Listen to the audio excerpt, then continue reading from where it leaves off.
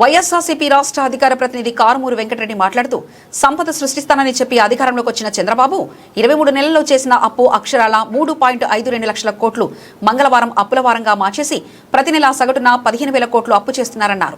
ఇంత అప్పులు చేస్తున్నా ఆరోగ్యశ్రీకి 3,000 కోట్లు బకాయిలు చెల్లించలేదని దిక్కుమాలిన పరిస్థితి కనిపిస్తుందని వైఎస్ఆర్సీపీ రాష్ట్ర అధికార ప్రతినిధి కారుమూరి వెంకటరెడ్డి అన్నారు.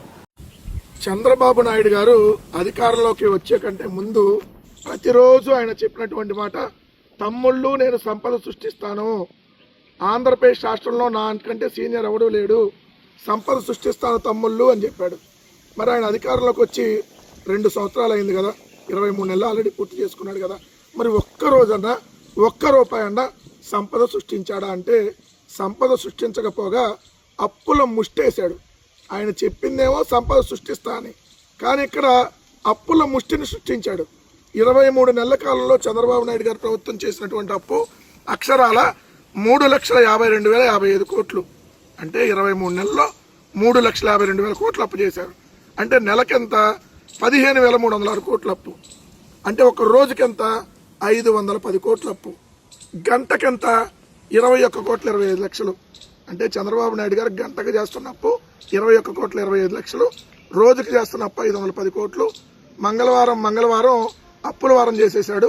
నెలకు 15,306 కోట్లు అప్పులు తీసుకొని వస్తూ ఉన్నారు.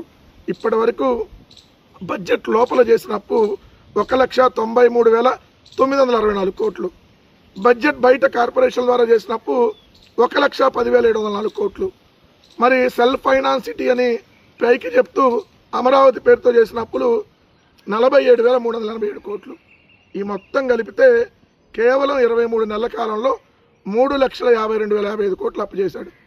మరి అదే జగన్మోహన్ రెడ్డి గారు 5 సంవత్సరాల తన పరిపాలనలో 2 సంవత్సరాలు కోవిడ్ ఉన్న గ్రామాన సచివాలయం, రైతు భరోసా కేంద్రం, హెల్త్ క్లినిక్, డిజిటల్ లైబ్రరీ, 4 పోర్టులు, 10 ఫిషింగ్ హార్బర్లు, 6 ఫిష్ స్టాండ్ సెంటర్లు, 17 మెడికల్ కాలేజీలు, అదేవిధంగా చూస్తే Uddanam kidney research centre, Uddanam hospital, 38,000 స్కూళ్ళు నాడు నేడులో బాగు చేసి 2,75,000 కోట్లు నేరుగా డీబీటీ ద్వారా ఇచ్చిన 5 సంవత్సరాల తన పరిపాలనలో చేసిన అప్పు కేవలం 3,32,000 కోట్లు.